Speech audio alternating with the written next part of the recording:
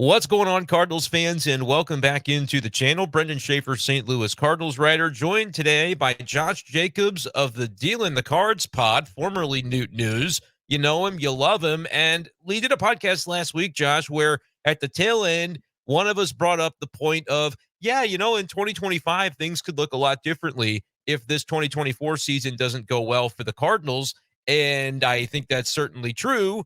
And I said, that's a longer topic than we should cover at the very end of an hour-long podcast. Let's go ahead and catch up again next week. So that's what we're here to do today is kind of talk about, I want to lay out the ground rules first so that people don't get carried away with what we're saying.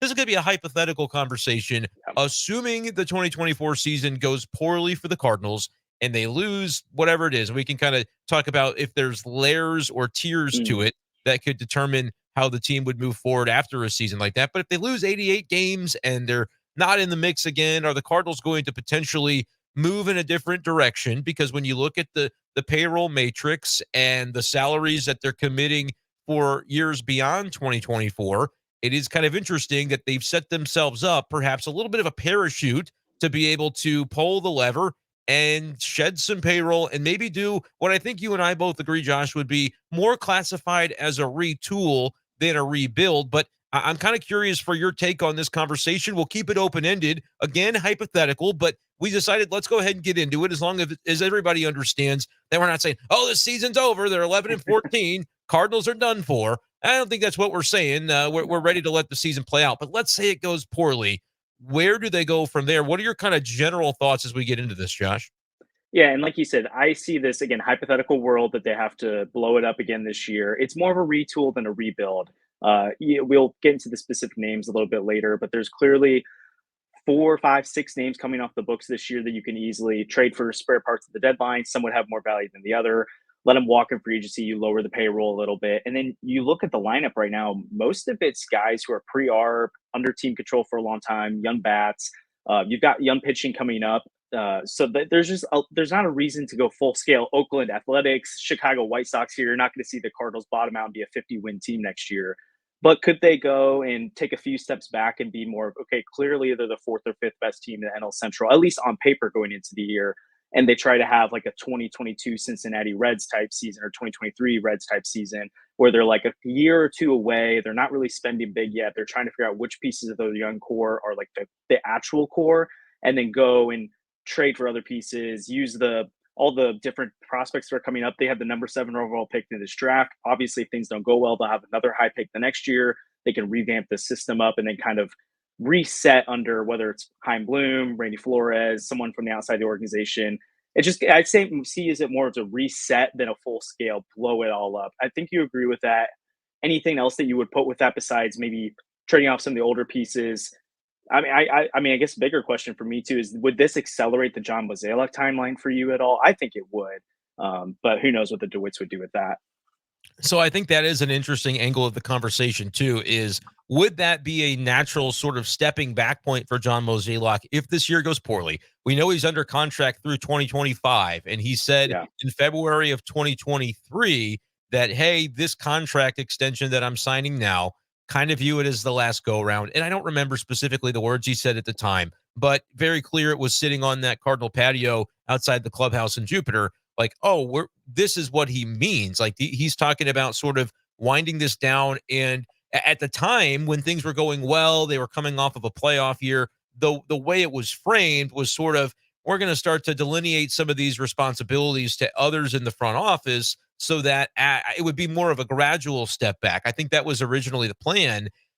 And then 2023 happened to where, no, I got to be very hands-on and sort of the front and face of this still to try and fix it before I get out of here so as not to tarnish the legacy. Because Mo, before 2023, despite the frustrations Cardinals fans may have with him, has built or had built at that point a really solid legacy. So I think that's why he's a little more hands-on, and you really did not see that sort of delegation of different responsibilities to quite the extent that I think already would have been expected so far. So it's a natural question.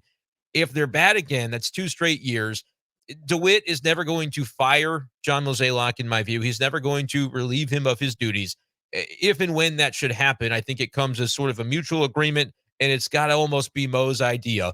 but I think Mo gets the terrain. And if they lose 90 Yeah. games again, he's sitting there going, okay, I understand it. It might just be time because it's going to coincide with perhaps a step back that the organization, in my opinion, sort of plotted in at the very beginning of this season. I'll talk about why this conversation's even real in the first place. It's specifically because the Cardinals didn't do what many fans wanted to see, which is sign multiple pitchers to those 4 and 5 year contracts and just commit. Like they did it with Yeah. Sonny Gray, but only for 3 years. And then you look at the other guys they brought in, 1 year contracts with team options, right? Very specific styles of deals to where you coincide with Goldschmidt expiring. They didn't extend him, which kind of goes anti the Cardinal way of doing these things when it comes to Yeah. legacy players. Yeah, let's kind of let this one play out. And folks are saying, where was that 5 years ago with Matt Carpenter? But that's sort of the spot that they're in. And then you look at Nolan Arenado, we know he's on the books, but let's be honest, if there's no Goldschmidt and there's no spending on pitching, remember this year, the Cardinals are paying 5 starting pitchers $11+ million each. They did invest in pitching, just not in the way people wanted to see. I think the reason for that is so that they could keep their options open a little bit. You can ask whether or not the Bally Sports situation and the uncertainty there has anything to do with it in terms of the timing of why the Cardinals might be going this route. I think it's that. I think it's the bad season last year. It's not, they don't have that edge over the rest of the NL Central that all the Cardinal fans and folks within the organization, I think, are accustomed over the years to having. That's not really a thing anymore. So all of these factors, Josh, I think play into what the Cardinals sort of set up to this point. And unfortunately, they are 11 and 14. So you could see a world in which maybe it doesn't go well. And that's why I think we talk about it. But yeah, there are a lot of different machinations and ways this could go. I guess because you threw it to me and then I talked for 9 years about sort of the background on it. I'll go back to your question about could it accelerate the Mozeliak timeline? I certainly think it could. Again, I think it has to come in a mutual way, the way that's delivered. But could I see a John Mozeliak the end of this year, if they lose 89 games, say, I think it's time for a fresh voice.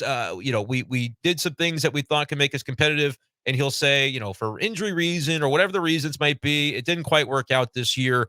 It's time that I kind of step back a little bit. I'll still be involved. He's going to do out the contract for 2025, but maybe in a lesser role. Kind of maybe similar to what we saw with, who was it? David Stearns with the Brewers a couple years Oh ago yeah. when he took that step back before. Now, where is he now? He took over for somebody else. Is The that Mets. the Yeah. Mets? And so it is not to say that Mo is getting ready to jump ship to another org. I don't necessarily believe that would be his next move. But I do think you could see, yes, Stearns was with the Brewers there for that year, even though it was in a different role. I could very much see that so that whoever else steps in and takes over would then get the chance to kind of put their fingerprints on so that it's not Mo wrapping up his career with a rebuild and then somebody else has to come in and go, oh, I don't like what you did here. It's like moving into a home where the furniture is all there for you, but you're like, I don't really know if I might want to change that. And you might as well just get your own furniture, right? That Yeah. might be the way to do this if the Cardinals are going to have to go into a retool. For sure, and that's exactly where I was going to go with the Mo side of things. Is that it's, I mean, Randy Flores, Michael Gersh. I don't think Chaim Bloom. I don't think any of them would turn down the job, and I'm sure all of them would prefer to make the major decisions with a Nolan Arenado.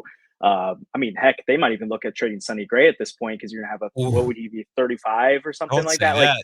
But but I like mean, you raise a good point, man. do you waste him for 2 years and then pay him, what was it, 40 million because they backloaded it in the last year to be Right. like see what happens in 2026? So like there's just a lot of different moves they could make at that point. I mean, I could see them. I mean, they fired Mike Matheny after giving him an extension. I could see them reevaluating who they want their manager to be long term. I think there's just a lot of big picture questions that it would feel really weird for Mo to even make half of those decisions and then hand off to the next person. I think it's becoming more and more likely, especially with how if 2024 went poorly again, that I have a hard time believing that they would move Randy Flores or Michael Gersh into that role and Keep not talking. Chaim Bloom or someone Yeah. else, because it would just look like the same thing again, where it's Mo's guys taking the same position. And even just from an outside perspective, I mean, if they really truly believe they needed to bring in some new voices, it doesn't. And also, I mean, I'm a big Randy Flores guy. I love what he's done with the drafting and developing. But you look at how other organizations view the Cardinals front office right now. There's that athletic poll where they didn't get a single vote from another or front office executive saying that they I think it were. was I can't 40 remember what the guys. question was. 40 Yeah, executives were asked about, whatever the questions were. but they didn't end up with a vote in the what was it, the Yeah. top 10 or whatever the case was And there. there's like different, I think there's 15 different organizations listed and they weren't listed one time. I don't remember what the exact question was, but it wasn't just about their president of baseball operations, it was about Right. the front office in general. And then last year, I remember the Athletic did a poll too about talking about up and coming executives. And there wasn't a single executive listed from the Cardinals either. There wasn't any of those guys that we would throw out there. So I just don't know if baseball views them the same as how the Cardinals would pump them up to be at times. It doesn't mean they're not quality candidates, but it would seem like Chaim Bloom's job to lose internally, and that would maybe be best of both worlds, where it's an outside voice that kind of got ingrained for a little bit, and then they bring him through rather than going to the Astros or the Dodgers to hire one of their executives right off the bat. But who knows? Maybe something like this forces the DeWitts to go, "Hey, we got to totally change things up and look totally differently than we have before." Would you agree, disagree with that? I just have a hard time believing it would be Randy Flores or Michael Gersh or whoever you want to put in there that's not Chaim Bloom.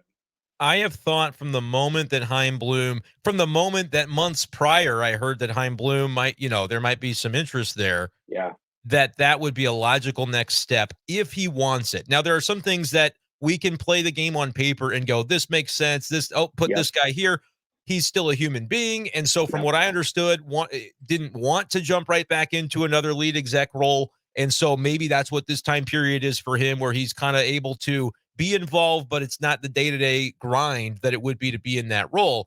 If he's interested in that position in the long run, and he's a humble guy and he plays it very well. He doesn't really talk to the media in terms of like stuff that's on the record. That's he just is kind of a closed book in that regard, and for good reason, because as he views it, he goes, look, I'm just here, my office is way in the back there at spring training, and like I'm just kind of getting my footing a little bit, and he downplays his role. And in fairness, like, you may out there be looking at the guys that came over in the offseason and the Tampa connections and the Boston connections. And, I go around and around with the cat. He always likes to joke on our show, say, oh, Chaim Bloom, he orchestrated it. His fingerprints are all over. And Cat says, no, that's not really how it happened. And so he's facetious when he says that.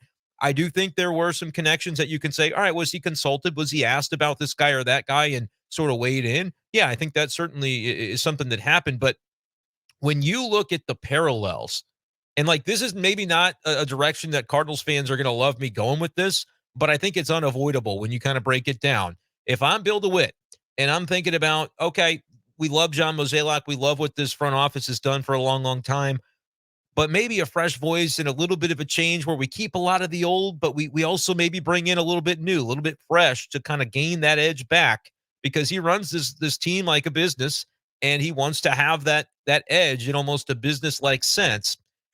You think about Chaim Bloom and obviously the pedigree from Tampa with what he did to help build up their player development system. But then you go to Boston and take that over. What's the first thing ownership made him do in Boston? The first thing ownership made him Oh do is, man. hey, this guy Mookie Betts, he's a great player for us, but Chaim, the money's not going to be there, brother. You're going to have to figure that out. Yeah, figure that one out. Our hands are tied, but we're not re-signing him. He's not getting an extension. If you're Chaim Bloom, you get blamed for that Mookie Betts trade, 100%. He's the guy that Yeah. traded Mookie Betts. You never get to live that down. Ownership is, as we talk about with DeWitt versus Mozeliak, and where you place some of the blame if you're an unhappy Cardinal fan. Ownership is kind of the final say-so on a lot of those things. And if the money's not there, the money's not there. And so you have to make that determination of, well, how do we frame this to where we can kind of get away with it? I'm going to have to try and put my trade hat on and make the best deal I can under the circumstances. Trade didn't work out for Boston.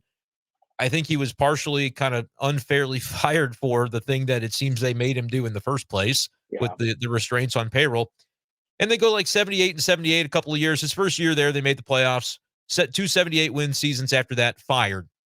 Now you look at the Red Sox and some of the young pitching that they have, and you go, whoever was here before this, he must have gotten some good guys into the system, right? They've got like a homegrown pitching staff now. Isn't that what the people have been saying the Cardinals need, right? So you've got Yeah. that parallel. Who do the Cardinals have that's on a high salary that if this thing should go off the rails, you might have to make an unpopular trade? Yeah. See what I'm getting at a little bit? So, like, there are parallels that would almost suggest, and it's nothing on Mike Gersh, it's nothing on Randy Flores. It almost suggests, and it's not to say that Bill DeWitt was leading with the backup plan, like, oh, let's bring this guy in because when we're about to be bad again, this is the right guy to bring us out of it. And look what he was able to do under payroll restrictions in other places. I want that because I'll spend less and we can still be competitive. Is that not like a guy tailor-made for Bill DeWitt and the way that he would like this organization to be run with homegrown talent? He said it for years, and that was kind of the shift after Jocketty was, hey, the game's changing. We need to kind of look at this a little bit differently. And Bill DeWitt was spearheading that, putting the people in position, whether you credit Mo or you credit Lunau, or it's a combination of all the mindset he had on that. That's kind of what you're talking about. And that's why I think Chaim Bloom makes almost too much sense. It's just the parallels are uncanny. If I'm Bill DeWitt and I know, look, if I'm not getting the bang for my buck, how can I find a way to decrease payroll a little bit? If I'm not going to win World Series, and we're not quite at that point right now with, again, assuming 2024 goes poorly, who could I get that could reframe the development of the pitching in our organization and can get us there to where we've got sustainable ways to win into the future? And I maybe have a fall guy that can trade Nolan Arenado that, it's not going to be a popular move with fans if that's the way that it goes. And he's not going to re-sign Paul Goldschmidt. And that sort of, Chaim Bloom becomes a face of that. Maybe he doesn't want that. He doesn't want that smoke again because it happened to him once. But what do you think about those parallels? Because it almost makes so much sense that I couldn't imagine it going any other way, while acknowledging that right now he's merely a part-time employee who he himself doesn't want to trump up what his role has been so far. Yeah, it makes all the sense in the world to me from that point, and which is it just there's too much lining up for it not to go in that direction. But again, Chaim Bloom's human. Maybe he just I mean he's friends with John Mozeliak before this, so that they've talked about that. Maybe this is just his way of getting his feet wet, but long term he'd rather live on the West Coast or East Coast. Like there's all these different things you can't just project onto people. It's like with free Yeah. agents too. It's like why didn't they sign X free agent over here? It's like well they never wanted to live in the Midwest, so it's already not going to happen. One part about the Chaim Bloom thing, I think that would be an interesting fit in St. Louis is that his style of team building, I just don't think was ever going to work in a place like Boston because they're not going to accept a guy who's going to trade. I mean, not that Cardinal fans want to accept it either, but I mean, people critique it all the time, but the Cardinals organization is not going to make these rash moves to fire a Chaim Bloom because he made an unpopular trade. They're going to give him the long runway here to figure things out, which in Boston, it feels like every 4 years they want to just revamp it all, rebuild, spend on weird contracts, make it work for 1 year, and then it's kind of middling the other 3 years. And that's just not how St. Louis operates. So it feels like St. Louis might be the perfect place for Chaim Bloom, where he's not in Tampa, where you literally can't spend any money, and you're not in Boston or New York, where they're going to beat you at the stake here if you don't resign Aaron Judge or Mookie Betts or whoever the guy is there. And he can kind of play both worlds a little bit. I do wonder, though, I think it makes too much sense to trade Nolan Arenado in a situation like this if they were doing it. But I mean, I look at the contract, it's only 3 years, 74 remaining after that. So it's not terrible. And I can see a world too where they think, hey, we want to keep butts in seats. We don't want to upset the fan base too much. We keep Nolan Arenado around. We have that future Hall of Famer, which they really like to always have one of those in uniform at all times.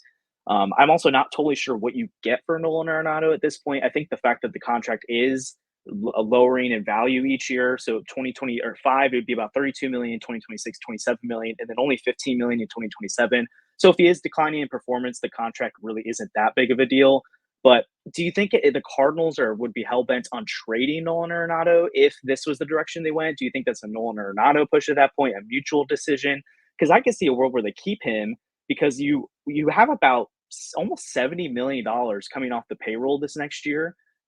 So even if they just want to go youth movement, not really bring in many free agents because they get some guys for trading Goldschmidt or Kyle Gibson or whoever it is, and then they trust the young talent, they let it reset for a year. That's like $120 million payroll next year with Nolan Arenado on the books.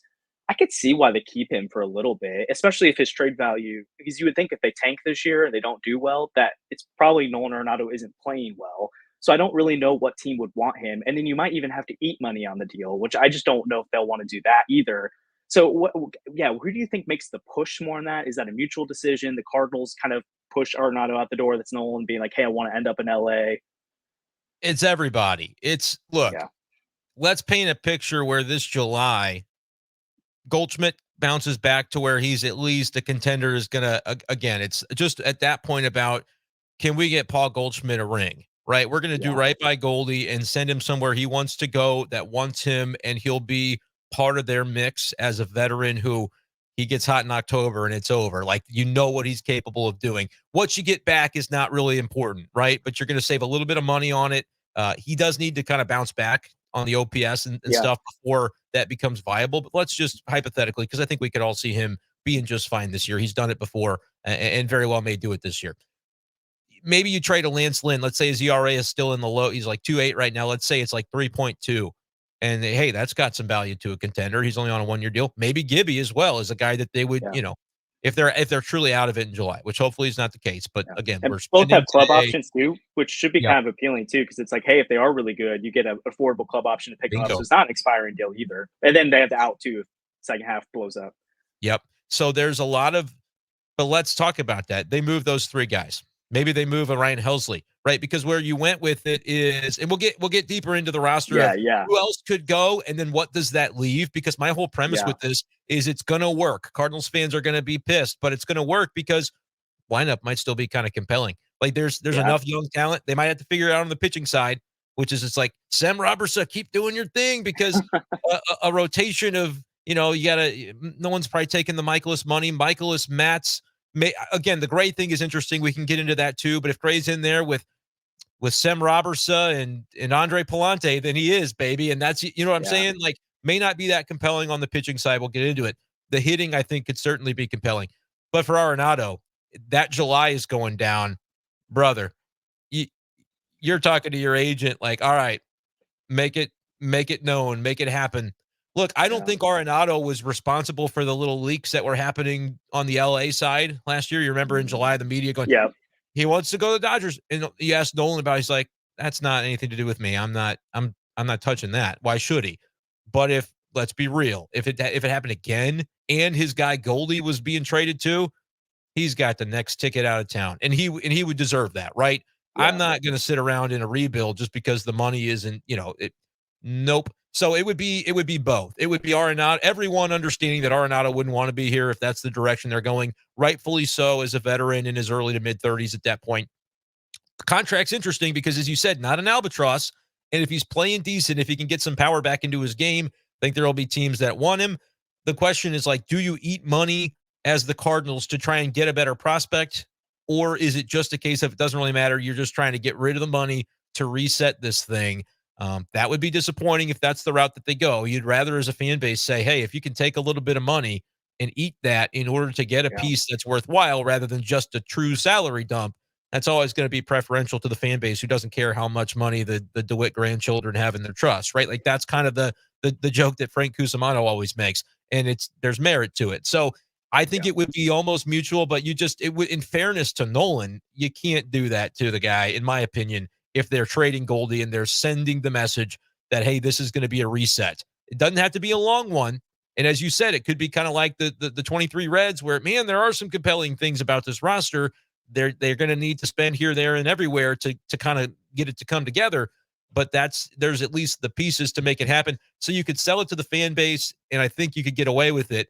And you still could have, butts and seats, which I know attendance is down right now for the Cardinals. It's down across baseball. That's a baseball-wide issue right now, not just one in St. Louis. So kind of a lot of elements there that are up in the air, Josh. But yeah, I would say when it comes to Arenado, he wouldn't be a part of that in 2025 to me, simply because it doesn't align with either side's goals at that point in time. Like, to have him reduced to a token that the fan base gets to say, hey, at least we still get to watch Nolan, that's just not fair to him. And I don't think it would help the team either to really be able, like, everybody's going to know what it is. So you're mad that Goldie's gone. Yeah, you're mad but I think if it goes that direction, it's going to be sort of all in on the short-term assets plus Arenado, who's got a few years left.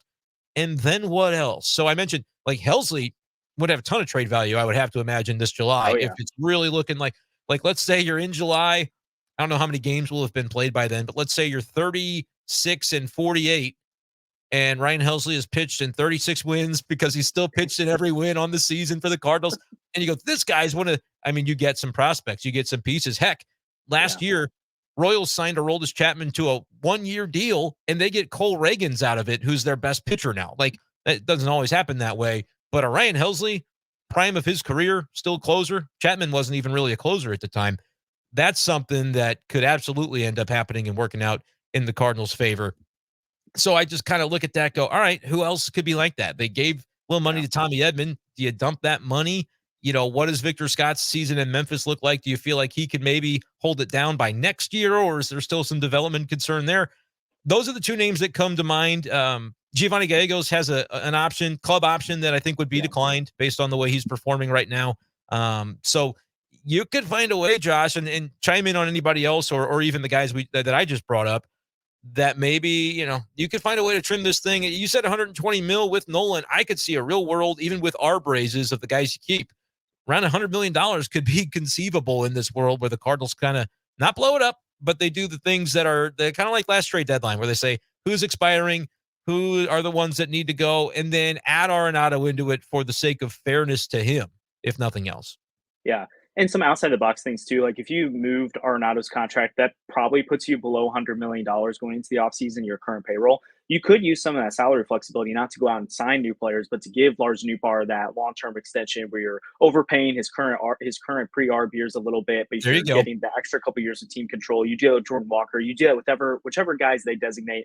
These are our pillars we're building And the around fans long go, term. So yeah, these are our yeah, guys. You can find ways to sell it 100%. exactly. So you get up to 110, 120, but it's not because they went out and signed two new starting pitchers that are super shiny, but it's because they locked those guys in. And then in 2027, 2028, fans are feeling really good when Nootbaar is being paid 12 million a year instead of hitting free agency and potentially getting 25 million a year or whatever. I mean, who knows what he'll be worth then.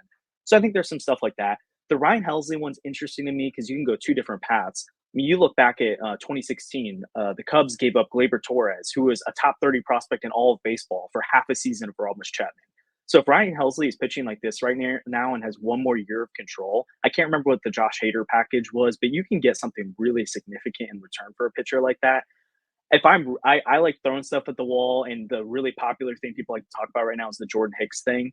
I wonder if there's a world where if you're like 2025 is just whatever, let's see what Oh, happens. If baby. you I you love try what to you're about to say. transition Ryan Helsley to a starter in 2025, you give him maybe some kind of contract over the year. It's maybe that's one of the extensions you hand out, and it's like, hey, we paid him probably a lot of money for a closer, but it would be really cheap for a starting pitcher if he ends up becoming that. The experiment works out. Whoa, buddy, here's your frontline starter. That's really exciting for 2025. Ryan Helsley giving you 5 and 5, 6 innings at most. Or if it doesn't work out, okay, we have a dominant closer on a pretty good contract, whatever. We can live with that because our payroll is pretty low. I would much rather see them go that route with Ryan Helsley than trade him off for prospects because at this point, like, you do have some guys coming up, especially on the pitching side, that none of them are like I'm trying to think of like Paul Skeens. No one's like that. But No I'm one's like Paul interested to Skeens. see. It Yeah, ain't no just one, the no one in Cardinals the that world. don't have a Paul Skeens. 29 teams don't have a Paul Skeens. But no, Yeah, I hear your point. but like I would like to see what Tink Hens has. I would like to see what Takoa Roby has, even if it's late 2025, early 2026. Like I think one of the big issues roster construction wise for the Cardinals the last, I mean, 4 or 5 years is that they continue to have to give $15 million a year to a guy who's a number four, number five starter. And so if Tink Hens ends up being a number four starter, that seems like a disappointment. But when you're paying less than $1 million to a guy that's giving you those kind of innings, roster construction wise, that opens the doors a lot for you to be like, hey, instead of every offseason having to invest 45 million to fill these different holes, we can actually go after one of those big fish from time to time. So I like the idea of them trying to experiment a little bit here, get a little bit creative. Again, they have the number 7 pick this year, and I mean, that person's not going to contribute in 2025, but you can see a world where this farm system just gets better naturally through the draft a little bit too. And again, if they're bad in 2024, then you have another top pick the next year. I do like what Randy Flores has done. So I trust the idea of this farm system getting better over time. So Ryan Helsley's one that I would much rather than see try to do the starter experiment with him. And then Tommy Edman would make sense to trade, but I mean, at the same time, I mean, maybe you just shift Dylan Carlson to center field, even if Victor Scott's not ready, and you ride that out. And who knows, maybe he builds his trade value. You send him off over the offseason. Maybe he becomes a part of the core long term. There's not really any other names besides the Sonny Gray one, which I think could be pretty interesting just because just timeline wise, his contract, he's 25 million next year and then 35 million in 2026. And I love Sonny Gray, but what will he be in 2026? He'll be 38 or 36. So it's like, do you want to bank when you're kind of taking a step back that your starter in 2 years at age 36 is still going to be an ace and can be a super contributor at 35 million a year, or do you sell high on him right now? Wilson Contreras also think could be kind of interesting because he's like the hottest bat in baseball since July, and so maybe you sell high on something like that and go Ivan Herrera long term with Pedro Pages as kind of the backup. You got Bernal coming at some point, so I can see them going a ton of different scenarios. I don't think they should do all of that, but I think all options should be on the table if you're going to take a step back like that. Yeah, that's interesting. So the Helsley thing first, I'll start with that, and then I'll try to remember because you said a lot of good stuff there. Yeah, Helsley, I remember I think it was in spring training. We're at his locker, and one of the reporters mentioned and asked him, what do you think, Hicks? Your guy Jordan is gonna make a go as a starter. And Helsley kind of laughed and said, "Yeah, man, that's something, and good for him and everything." We said, he never really let go of that, did he? And he's like, "No, he always wanted it. He always wanted to, still thought he could hack it as a starter." And it wasn't that he was asked specifically about himself, but it was kind of like I just got the sense from the conversation that Mm, it's not really as front of mind for him. Like he doesn't, okay. you felt like with Jordan Hicks, like that he had that burning passion to be like, I got something to prove. I got that chip to be like, they miscast me. I was Fair. a starter and a good one the whole way through, and I never really got a chance to blossom in my full potential with that. And so I bet when the Giants said, "Hey, man, here's what we're thinking," I bet his eyes lit up and he thought, Mm, "You're darn right. That's what I want." And so I think it was more of a just personal between the two guys. I think it was more of a thing for Jordan than it might be for Ryan, but that doesn't mean that Ryan wouldn't be amenable to it. I don't think he's any dummy. I think he understands that, look, with the different ways that he's been handled, and now they're okay, you're going to use just as a closer this year, ninth inning traditional a la Josh Hader after he got kind of screwed in arbitration. Now Ryan Helsley is kind of getting that same treatment. And I don't think if he asked for it, I don't think he's wrong to have. I think that there is some yeah. merit to the way that when you look at the ARB system, and it's not that he doesn't make him a bad teammate, but if they're going to sit there in a room and tell you, well, he didn't do this and he didn't do that, and it's like, well, what is it that you're paying me for? What do you actually want? Let's not try to have the cake and eat it too on me. Like, what is it that you need from me? And so I think, in fairness, it may not, old school baseball fans maybe don't love it, but I think there's a lot of merit. And look at what they're getting out of him. Look at what they're getting out of Ryan Helsley when they're not trying to ask him to be all Oh yeah. things to all people every day. You know what I mean? So I think that there is some merit to that.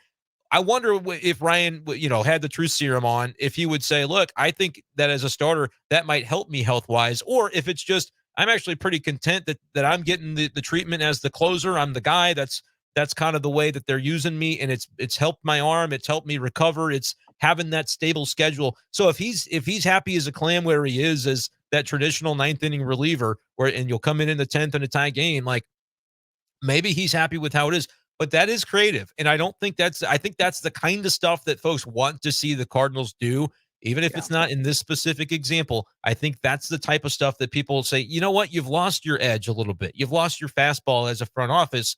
Maybe get some new perspective in there to be able to think about something like that. That we just don't see the Cardinals really do that. When they bring Jordan Hicks back in as a starter, it's kind of haphazard. It's at the last minute. There are a variety of reasons. They're impatient with it when it doesn't work, and the reason is because every fifth day when Jordan Hicks is walking guys and not getting through five, every Cardinal fan's going, how could they possibly have this guy in the rotation? Like, I know it's popular to say, I knew all along that he should have, Jordan Hicks should have been a starter. And again, it's partially the organization's fault because they didn't really give him the legitimate runway. Yeah. And so it's on both ends of it. They're getting it wrong. But those same fans do apply pressure, not like maybe a Boston, but they apply the pressure of like, look, it's win now and win always. So there's not really this time to spend tinkering with the development of a guy. Yeah. The Marlins Sandy Alcantara could have done anything his first year with the Marlins and it wouldn't have mattered. They would have let him pitch through it, right? Because they said, we think these raw materials. Cardinals were never going to let, and I don't think he struggled, right, in Miami, but if he Yeah. would have, it wouldn't have been an issue. They would have allowed him to kind of struggle through that. And that's part of it too with the Cardinals in a development conversation that they maybe haven't done over the years. I told you I'd remember all the great stuff you said. You said Helsley, and then I went on for that. What else did you have? What else was it that I needed to comment on from your? Well, I'll segue into that, but then I think the development piece, 2025 could be a really interesting year where it's frustrating as a fan because you want them competing every year, but we've complained, or at least fans have complained, that they haven't given there's something wrong with the Cardinals development system where they get from AAA to the major leagues and it doesn't pan out. And I think there's something to be said when you're Lane Thomas and you're just kind of figuring out Washington versus you're Lane Thomas and you're coming up into the Cardinals organization where they expect, or at least fans expect excellence from you right away. You don't Yep. produce, they scrap you. There could be a year where it's like, hey, Jordan Walker, Nolan Gorman, Lars Newbar, Ivan Herrera, all of you, like, you've got 162 games. This is your job. Figure it out. And they kind of have to go through the woes of it a little bit. And it's not going to look pretty all the time. But then you see some of these young teams where they go on these weird runs in August and September and they kind of figure it out. And then they have momentum for 2026 or something like that. Maybe that's this Cardinals team where it's like, man, it looks ugly April, May, June. But then the young guys start to figure it out a little bit. it's kind of like quadruple A for them because the games don't matter, but they can really go against the best talent in the world to figure things out. So I'd be interested to see what happens for some of those guys that, I mean, I don't have any doubt Jordan Walker's still going to be a star, but I mean, I get why people are frustrated looking at another top prospect who's struggling a little bit right now. I think it's a totally different situation, but I do wonder if this helps the Cardinals a little bit with that. One of the ones I threw out there to you though is maybe like a Wilson Contreras. Yeah, it was Like, what Wilson do you and do with Sonny that? that I was gonna Yeah, talk about because I do think there's a limit to maybe the goodwill that Cardinal fans will give. You true. don't need a $60 million payroll, right? Like, you gotta have a couple of those Yeah, guys as my computer bounces all around. You gotta have and Wilson's the kinda guy that fan favorite. If he's good with it, there are gonna be some veterans who go, "Well, what about me? Why can't I get off the boat?" Why yeah, if there's a lifeboat for some of these guys, what about me? You don't want that mentality to kinda seep in. So if you true. keep Wilson and you keep Sonny, and again, I don't know personally how either of those guys might take it if it's like, "Hey, this is gonna look like a step back." If you're Sonny, you go, "Hey, I'm still doing my thing. I can be a shepherd to some of these younger guys, and I've got Yes, another year." My thought with all this would be 2025 on paper it wouldn't be that bad, and they could still project probably 75 wins, 77 wins, whatever it would be. yeah, And that's not going to make anybody happy. But they could, instead of coming into a year again this year and projecting 84, and then they win whatever, let's say they win 75 this year, then it's like, well, you fell short by 9 games in that world. It could be the kind of thing where you say, hey, 75, but you surprise people and win 84. And yeah, that's the type of roster that I think will it'll look that way on paper to where there might be enough to sell to a Sonny and a Wilson to say, hey, stay the course. And they both got yeah. contracts that take them into at least 2026 as well, which I think is Yes, a key of this because they can come with the promise of, hey, we're going to see what some of these kids do. You guys will lead them to whatever they're going to be in 25. And then we're going to add. We're going to be right back up there at 180. And then by then, inflation, $200 million payroll. That's what you can sell. I'm not saying, and you'll sell it to the fan base too. There can be a way of messaging and maybe, for all the things that Mo does really well, I think messaging has been one of the things that he has struggled with. I think Chaim Bloom, again, I'm not saying Chaim Bloom's got the job, but you could see a world in which maybe that could take a step forward and a different message, even a different voice. It may not matter who it is.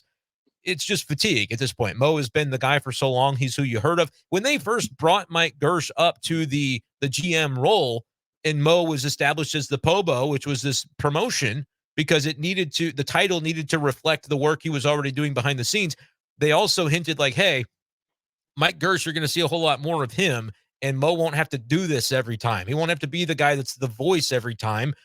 Some of those responsibilities can be shifted. Well, COVID happened, and that kind of yeah, went out the window. I think is really the way you needed to have the consistent voice through a period like that. And then specifically, COVID happened to the Cardinals with everything that was yeah, going on that summer for them. It was a nightmare. So, like, I think that's part of why people go, well, Mike Gersh, we really don't. Yeah, I think that's part of it. Is it just happened organically? COVID happened, and Mo's got to kind of guide the team through that. And then, you're a year later, and suddenly Mo's talking about retiring, and that's going to be or stepping back, however you frame it. And that's where I think again you would have started to see a little more. And then 2023 happened where it's the team's so bad. Mo's got to be the one to kind of answer the questions when they do need answered. So all of those things are kind of playing in. But that's what it is with Wilson and with Sonny. I think you can manage it as long as they, on a personal level, are okay with it, and you can sell to them. This is not a rebuild. This is not a 3-year plan. This is here's what 25 is going to look like. Let's let some of those guys that we have blocked in the past, the Lane Thomases that haven't gotten a chance to play through struggles, let's let that happen for a summer. Impart your wisdom, veterans that remain. And Michaelis, if he's there, could be part of that. What do they do with Mats? Like, you need 5 pitchers, but at the yeah. same time, if Mats isn't getting you through 5 innings right now, is it worth, or do you just say, hey, does anybody take him, pay him to go, whatever it might end up being? But whatever veterans do remain can sort of take on that role. And then you say, guys, we're going to fill the needs after that. We're going to commit to spending, but just a quick reset is all that it's going to take. And maybe you're able to convince a couple of those guys that, hey, you don't need to demand a trade. Everything's going to be good here. And it actually could be kind of an exciting brand of baseball, which brings me to let's get into it. What could the lineup look Yeah. like in 2025 if you do end up having to pull the shoot on this thing? I'll just kind of let you go, Josh, and then I'll Yeah. pick you apart if I disagree. Let me know what you're kind of thinking. I went ahead and put a mock lineup together, and I'm going to go on the front end. I have Donnie leading off at first base, but I think there's a world where they convince Contreras or Herrera to kind of get some reps there and see if maybe 100%. one of them can figure that out. But I Yeah. mean, it's like right now, Donnie is a placeholder DH, but he plays everywhere. Still, So you Donnie even have lead a off. batting order. Is that what it Oh is? Yeah. yeah, Okay. I went ahead and put it together. So I've Better than got the me. positions to Jordan Okay. Walker in right field, batting second, or maybe the order doesn't matter as much. But this is the starting But do the nine. order. It's kind of fun. People love Yeah, a good lineup. Donnie leading off, Jordan Walker batting second. So that means I'm going to assume Ollie's still the manager, so he loves the right left stuff. So let's keep that in there too. Which, by the way, right now Um, he's not even doing it every day because yeah, that's fine. We're just having fun with this. I like it. totally. New bar in left, Contreras catching, Gorman go back to third. I feel like that Yep. makes a lot of sense if you're bringing up Thomas to JC. Ivan Herrera is like that placeholder DH. Pages can be the backup, which long term too. This is a tangent we can get into another time, but I don't really think you need to carry three catchers when you've You got know. when you got one guy DHing every day. So You know what? Let's do this right now because I yeah, thought that too at first, and then we saw something really interesting happen the other day. yeah, And I think that's the reason you saw and all he even said, and people, I'm going to do this right now, and it's going to put you in a bad spot. And so you don't even okay, have to say anything, but I'm going to okay, say it to you because, and again, I'm going to be very, very clear. This is not Josh Jacobs doing it, but you do a great job with Redbird Rants. But there are some fan cited national articles that I see where they just pick apart the words and it's clickbaity, and I'm not fond of it. And you have nothing to do with that. It's not even fair for me to say it to you. But I saw one the other day where I'm like, it's like Ollie Marmol puts himself and it's like, look, I did a YouTube podcast about Ollie Marmol, what he said about Steven Matz, thought it wasn't a good look. But some of the stuff, it's like not every single quote from Ollie needs to be picked apart on that level. And so if you're on the Facebook pages that are going, yeah, Ollie stinks, you guys are feeding into a brainworm loop that you shouldn't be feeding into. But that's my yeah, soapbox. I don't even need you to respond. It's on the mind because I see that and I'm like, okay, what the heck? But anyway, people didn't uh-huh, like that you could kind of throw Herrera under the bus per se by saying what he said. What he said's true. They don't want to yeah, give away 90 feet in a close game late. Herrera's 0 for 12, I think it is, on throwing out base runners. Two wild pitches in that game that should have been blocked, frankly. I thought they would have been called pass balls, and they weren't. And yeah, so he said, look, we're going to bring in the defensive option there. So I honestly think you'll see more of that if you're in a tight game late. What I don't know if I agreed with was Herrera's bat is up. He's fourth up. yeah, He could have done it in the ninth. But then when you look at it, who was coming up in the eighth? If there was a guy that got on for the D-backs, because I went into all this and I want to kind of get your thought on it, and then we'll get back into yeah, the meat of this thing. There was a guy, if they get a guy on, 1, 2, 3 was like the Christian Walkers and sort of the power hitters. I think Peterson was in that mix. But then it would have been, I think, McCarthy, Carroll were the next two to come up. And those guys would yeah, have represented the tying and go-ahead runs if they got to the plate in the eighth. And those are who's going to try to steal a base on you. And it would have been in a world where the inning was already spiraling on the pitcher if he's letting guys on. So you cut that off at the pass and say, hey, we're going to make sure they got to earn it if they're getting those 90 feet. I thought it was a fine thing to do. I think Herrera, they have said, look, he's made strides, but I think there are still some weaknesses there behind the plate, and that's one of them. And so that, yeah, to me, I agreed with your take. Why do they need three catchers? You don't need it. It's a waste of a spot unless they're going to use it. And in that case, they yeah. did. And I said, all right, if that's how you want to use it, it's neither here nor there if I love it or hate it, but I can absolutely see the argument of why you'd want Pages on the roster if that's how you feel about him defensively. For sure, and I think more so with that comment because when I saw that too, and also you just see Ivan Herrera behind the play right now, pass balls, not throwing out runners. It's a work in progress. I mean, more so if they commit to Herrera long term as a catcher and Contreras, I think at some point you should Yeah, not have to have a third catcher, and if you do, then one of those guys is a DH or a first baseman, and it's Herrera right now, not Contreras. Which, if you kind of ask me going into the year, who's the guy who might transition away from catcher, or like Willie in a heartbeat, but it's actually the opposite. So I think more so in that vein. But to your I point like it. in that game, like I actually like how Ollie's been pretty quick to bring in Siani, Pages, and treating these games like playoff games, where he's like, I'm not afraid to go to my best relievers, not afraid to go to my defensive lineup to hold a lead because it can spiral quickly. We saw that happen in 2023. Let's do that. I'll say one thing on the national. I would just say when you read a fan sided thing, see if it's from the national website or Redbird Rants before you email me, because a lot of times it's not actually Yeah, from that's the thing our too. site. And you're not even ripping. You're being Yeah, very I have no professional about it. control. He just can't. What he's saying is, I can't answer an email about an Oh, article I didn't write. That's yeah, all you're yeah. saying. You're not ripping So, fan-sided by any means. So don't say, yeah, oh, Josh said this. No. That's not what yep. it is. But just, Yep. see who wrote it and then yell at him if you didn't like it and he happened to write it. Yep. That's totally fair game. So I only control what I write. So, anyway, so DH Herrera, figure that out. So I'll go through the order again. Donnie first base, but he moves around still. We all know that. Walker in right field, Newbar in left, Contreras at center, or not center. Wow, that'd be Wow. wild. Look at you. Catcher. We're really going off the rails here. Gorman go back to third there. Herrera DH. You got Wynn at shortstop. I feel like at that point you probably have Thomas at JC up, so you play him in the second base every day, and then probably Victor Scott batting ninth, and we figure things out. And that's a really fun lineup. Like I Isn't it look at fun? it, and it looks like it's not a top unit in baseball, but like you've got speed, you've got power, you've got young guys. I could see it being middle of the pack, maybe overachieve and be a little bit better. Go in the And YouTube comments, listeners, right now and tell me that's not fun. Again, it, it's all context. We're talking about a yeah, lineup where they're not spending as much money, and nobody's going to yep, love that. And so get that part out of the way and yell about it if you're mad, which I get it. It's not going to be fun.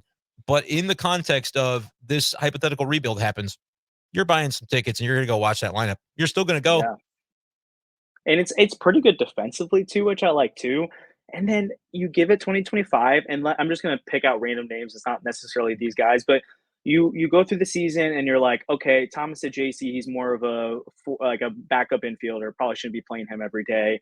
And Ivan Herrera, he can't catch, so he's a DH. And then Victor Scott, he's still not ready. Then the Cardinals in the offseason can go after a new center fielder. They can go out. They haven't really needed to go get position players recently, but they could go out and do something like that. Whoever they draft in this upcoming draft, it feels like guys come up quicker and quicker now. Maybe they start getting quicker towards that, or maybe whoever they get back for Ryan Helsley in a trade, or there's just different pieces we don't know about right now. And then if they really are hovering around 100 million, like you said, they can convince the Sonny Gray and Wilson Contreras that we're going to go out and spend on. I don't even know who the free agents are in 2026, but it feels a lot more realistic to me when the Cardinals are spending like the 25th highest payroll in baseball that they will go out and sign a bigger name than when they've been hovering around the 14th, 15th and giving a big contract vaults them into a space they never really want to be. I could see them doing that with this, or going out and signing these guys like a Walker, Newbar, Gorman to long-term extensions, giving those pillow contracts for now where it's like, hey, we're going to pay you 5 million more this year than you would have made otherwise, but now we don't have to pay you X amount of dollars later, which gives them some flexibility down the line. It's kind of a fun team, and I think Cardinal fans might actually like it more than you would think right now, where I feel like there's a lot of people that usually I think it's a vocal minority rather than the majority, but there's people out there who have been saying tear it down for 3 years now. And so if you Tired of give being them a in the middle, fun, right? Tired of trying to yeah, scrape up that ladder. And then as you get to the top rung, you get kicked down because you're fighting upstream. They say just accept maybe that you're going to be in the middle or even a step behind the middle. Here's what exactly. Cardinals fans can't have, and they think they could, but they don't have the stomach for it. They don't have the stomach for a Cubs or an Astros or an Orioles type of rebuild. They No. don't. But this wouldn't require that. However, we love the lineup. We think it's interesting. We think it's fun. I would probably have Donnie at second base. Okay. But then again, I think it makes more sense because Sajasi might be a better bat than who I'd be putting there at first, whether that's, Burleson or whatever else you have. Luka Gorman. Baker's kind of struggled. Gorman at third is 100% in agreement. Like I think you Okay. could move him to third because Nolan Arenado is going to be out. But like, is there a Could you third move Gorman baseman to first? no, I would put Okay. Gorman at third, or I would keep him at second. You could do that. I mean, maybe they do. Maybe at that point they go, look, Gorman's played second for so long, that's his spot. Donnie's going to be your third baseman, Yeah, and then you're a little bit weak offensively at first base / DH because as much as we like Herrera, let's see it, for a season before we for sure. anoint him in the daily lineup for this hypothetical. But I really do think, yeah, one of the catchers can place him first. They'll get some DH time. They'll get some catcher time and it all kind of can round out to be something relatively interesting. Again, I don't even hate the batting order that you put together. Walker, is he going to stick as an outfielder? I think maybe. I mean, his offense is what we're talking about, but he's actually made some strides defensively to where I Yeah, look at that 1 through 9 and I go, all right, yeah, Cardinals fans, going to read it one more time. And you can move Wynn to lead off and you can do all sorts of things if you want. yeah. But Donovan Walker, Newt Bar, Contreras, Gorman, Ivan Herrera, Wynn, Sajasi, Victor Scott. 2025, that's your Dollar Tree lineup if you're the Cardinals trying to sort of go through a bit of a retool. But the pitching, we're going to have Oh to talk about the gosh. pitching. So here's the thing. Michaelis is making some money. Steven Matz is making some money. Yeah. Neither of those guys are going to enthuse fans with the way they're performing now. And if this year goes off the rails, it's probably because those two guys continue to maybe have some of their struggles. But it may just be one of those things where, especially with Michaelis, it's easy to see. You just eat it because he can throw 200 Yeah. innings. And so you just have to eat that in the world where he's going to be like a 1990s kind of starter he'll, like he was last year, he'll lead the league in hits allowed, but man, he'll throw 190 innings for you. And that'll just be what it is on the, last year of his contract in 2025. Don't know about Matt's. Sonny Gray, let's say he stays because, again, there's only so much. There will be a puke point for the fans when it comes to this, sort of the Yeah. opposite of the Mo-inspired puke point that he's talked about. Sonny stays. You go Sonny. You go Michaelis. Let's say Matt's is – let's even go – I'm going to be specific. He gets removed from the rotation at some point this year, but turns into a fine enough reliever that you trade him, and it just kind of is what it is, right? Whether Okay. you get something for him or not doesn't matter. Let's take him out, though, because I feel like the listeners are kind of rolling their eyes a little bit about Steven right now. Fair or unfair, it gives us another spot to play with where we can get Yeah. creative. I'm understanding that you like the Helsley idea. I like it too. I'm gonna make a rule where I say, yeah, he doesn't really. He's good where he's at. He's happy where he's at, and whether that's as a closer or a team that isn't trying to win could trade. Like you said, man, Gleyber Torres was half a season of Chapman for the right team, and it worked out for the Cubs. Right? Nobody's looking back at that and saying they shouldn't have done it. So I think you could get something for Helsley. I also could say, yeah, re-sign him and have him be part of the future. But let's leave him out of this too, because it gives us another chance to look at some other guys. Let's say it's Sonny, Michaelis, and you've got 3 spots that could be occupied by, pretty much anybody. Zach Thompson struggled. We don't really know if that's going to be viable. Libertor, I think he's going to continue on his track as a reliever. But who do you like? Who do you got? Let's start kind of throwing out the names. And again, I know we like Tinkens. I know we like Takao Roby. I want opening day rotation 2025 because that's what Chaim Bloom, have got to sell to Cardinals fans For sure. and try to make this viable so I can get people to come to our games. What do you got? What do you got for me? Yeah, I would feel like as I look at these names, especially because I'm in agreement with you. You rule out Roby, rule out Hens, maybe like mid to late 2025, but Yep. opening day, super aggressive, probably not going to happen. So the internal names that come to mind for me is obviously Sam Roberto right now, but it's also a really small sample size, and you think he's still 21 or 22, so he's really young for AAA too. And they Pretty kind of young. were aggressive with his promotion because he was in AA for the Blue Jays, and they stuck him in Memphis and he struggled. So maybe at that point, especially if he continues what he's doing right now, I don't see how he wouldn't be in that rotation. Gordon Graceffo, he would have spent 2 full years at Memphis at that point. So you would think you got to kind of see what you got in him at some point. And then maybe Zach Thompson's the other guy. But when I look at those names, I kind of wonder if maybe they bring in a third free agent starter to kind of eat some innings. And then they let some of those guys work in relief to piggyback a Michaelis, knowing they might get only 3 innings sometimes. So they kind of get 4 innings from Thompson out of the bullpen to see what happens. But at the same time, if you're not like they wouldn't necessarily be trying to tank in 2025, but if you're not going No, all in, why not throw out all the arms out there and see what happens? Because at the end of the day, you're not really, even if you would like to make the playoffs, you know you're not going to do anything there.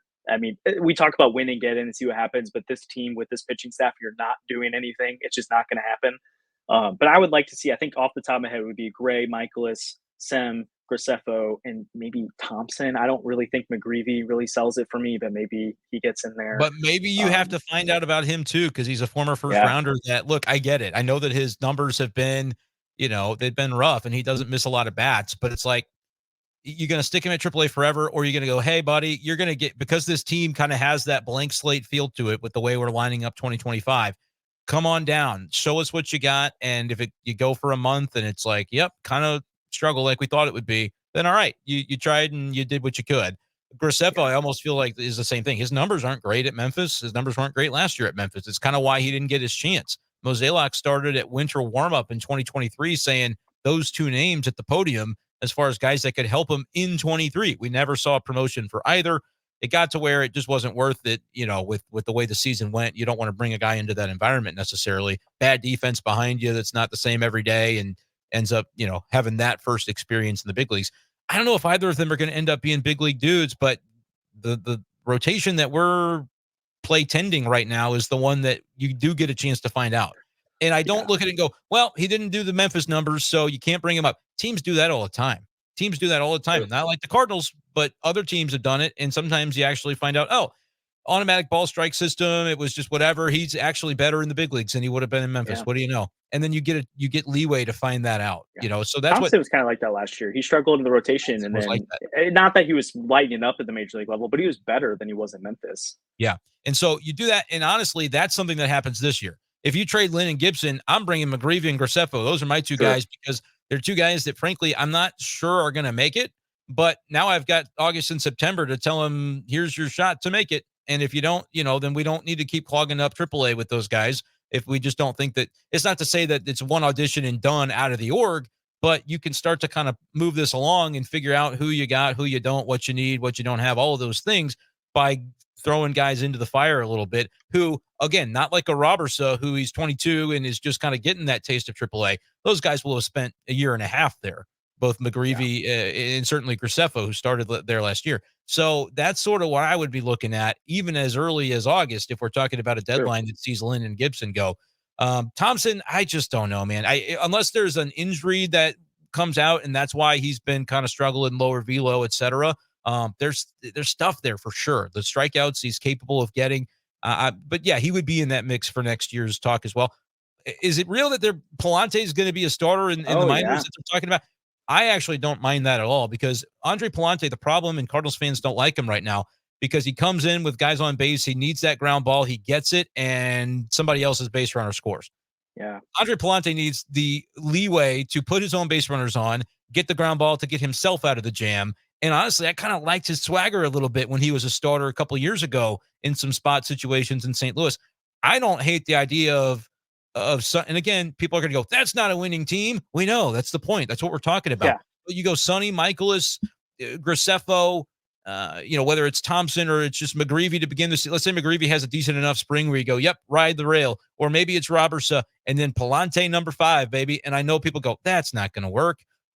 Okay, but you're talking about just eating some innings and guys who can throw strikes and get ground balls and get you through. He could be, you're going to hate the way this sounds, but like a Dakota Hudson type where get some grounders that gets him out of his own jams sometimes with double play balls, throw that ball into the dirt and make him pound it. Like I could see a world in which they could find that attractive. It might even be part of this grander parachute plan to go, hey, look, it might not be pretty, but Andre Palante can go out there and throw 5 or 6 innings and have a 5 ERA if that's what it ends up being, or maybe he surprises you.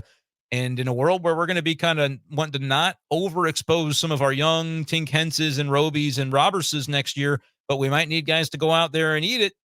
Hey, he says, give me a dinner plate. I'm ready to go. And I might be able to prove myself. I'm not going to eat nothing. I'm going to show you I'm a really good pitcher. That's the mindset of a competitor. So I don't hate that at all. The Palante would be the other name that I would throw in there and say, look, if you don't think these other young guys are ready and you don't want to overexpose them too soon, he's a guy that, you're kind of okay with it because even as a middle reliever right now, he's getting demoted. So give it a whirl. I don't think that's crazy at all. No, I like that a lot. And at some point too, like whether it's Graceffo, Thompson, Palante, all these names, or Greavy, you might as well throw them out there and see if you can find something in them. Because if you don't, why do you have them sitting in Memphis all the time? Yeah. Especially when you're going to have Tink, Tekoa coming up, especially in the August, September range. Why not see? And then if one of them gives you enough to believe, hey, let's try it again in April next year. Again, that's not saying, hey, Andre Palante is forever in the Cardinals rotation. It's just let's see what happens rather than signing the equivalent of Kyle Gibson to eat some innings again. It's like we know that guy's not a part of the future, but maybe who knows? Maybe Palante is. 2 lower level guys I want to throw out that I think they could aggressively promote especially because of their age and experience would be Quinn Matthews or Cooper Jerpy. I was just going to say Cooper Jerpy's another one, but yeah, we'll talk Quinn Matthews too. Keep going.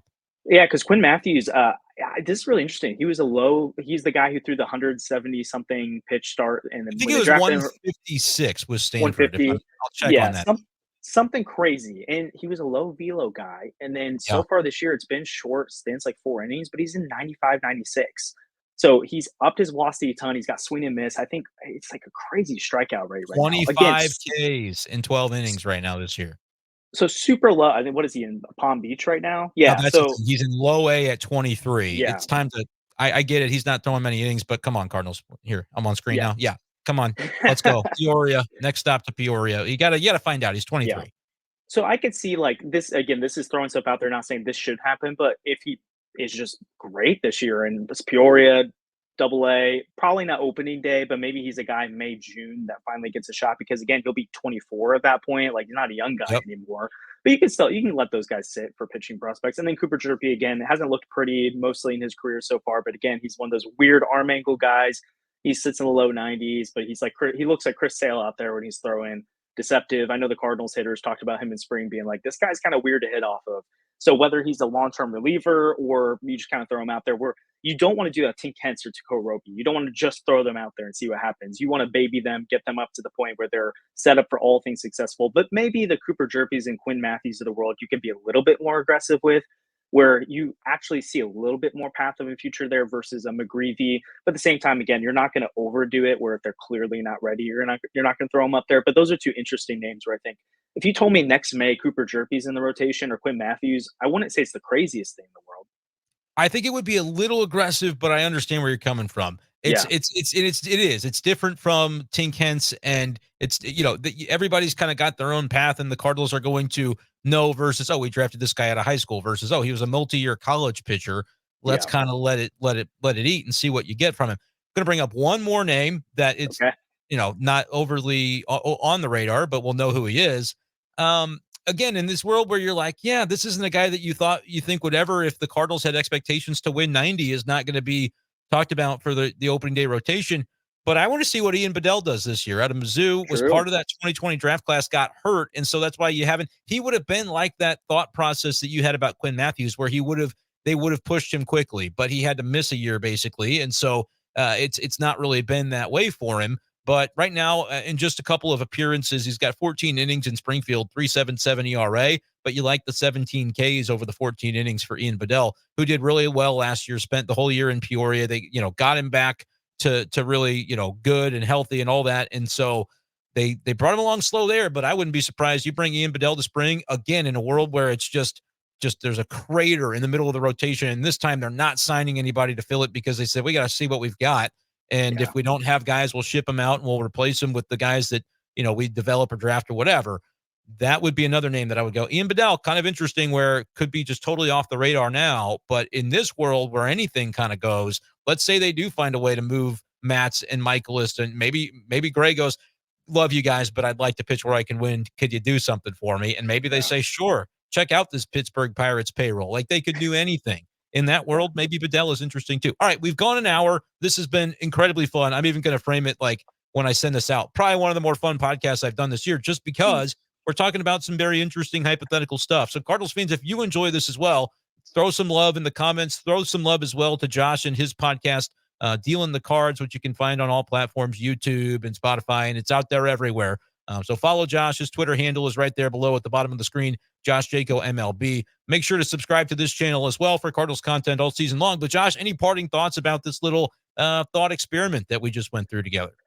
Like you said, it's fun. And it makes me think like, again, I don't think they're heading toward this. If you ask me what they're going to do, I think they're going to be in it. And who knows if they make the playoffs, but I think they're going to try and compete this year. But if they have to go this route, it's not doom and gloom. I don't feel like you're not heading toward a Washington Nationals, Houston Astros, Chicago Cubs rebuild. It's fun to think about how this team could be young, fast, explosive at times. It's going to look really good some days, look really bad some days. And you get to follow the development of guys for a little bit rather than hanging on every win and loss. So if this is the direction they go, Cardinal fans, I mean, tell us how you feel in the comments for sure. Would you like this route or not? I wouldn't hate it. It would be kind of interesting. And honestly, it might make them a better team in 2027, 2028 than if they kept going for it now. Sometimes you just need to take a little bit of a reset to help your future out. So maybe this is the path you didn't want to go, but ends up being the best thing for them long term. So who knows?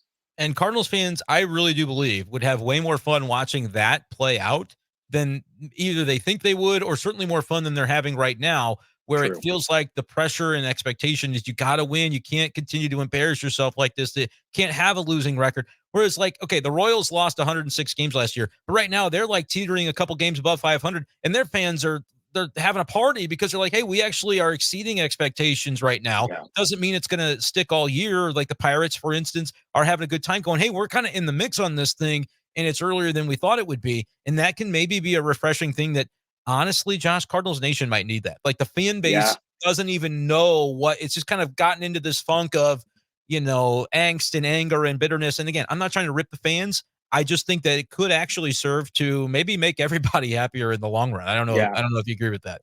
No, and last point, because I don't want to make this hour 30 for us, Yeah. but No, I know. We always may, love to end a podcast and take 20 minutes yeah, to end it. it's fun. But I mean, this is probably not probably. This is part of the issue when you're a team that tries to compete every single year, and you don't do what all other teams do, where they kind of do the 3 year window, they scale it back, and they tank, and they get the prospects. Like you kind of get into these middling years where you have to nail every draft pick, you have to nail every trade, you have to nail every signing because you don't have all these extra shots out of the. You have very few bullets to shoot here, especially when you're not spending 300 million on the payroll. So again, maybe one step back for 1 year instead of trying to scrape and claw every year and patch the holes. Instead of patching the holes, how about we empty the ship a little bit here, bring on some new cargo, figure out how to make this trip again for a sustainable 5 year stretch rather than every single year having a 1 year frame of we can't go all in because it could totally blow up on us, but we don't want to be bad either. So let's try and figure out how to get to 90 wins. Maybe reset a little bit. Yeah, put the Flex Seal tape away for a little bit and say you don't have to keep plugging the hole in the bottom of the boat. Maybe just kind of build a new boat, replace some of those boards. So let us know in the Yeah. comments what you think of this thought experiment. Again, we're not saying it's happening for sure, but we No. wanted to walk you down. And Josh was the perfect person to do this with because I've talked about this before, but it's hard to spend an hour on a topic that is honestly, it may never come to fruition. And many folks probably hope it doesn't. But been a lot of fun, Josh. Once again, Yeah. follow Josh in the Deal in the Cards pod everywhere you get your podcast. Thank you guys so much for listening. Thanks, Josh, for joining me again today. It's been a blast. And we'll talk to you next time on the Brendan Schaefer St. Louis Cardinals Writer channel. Peace.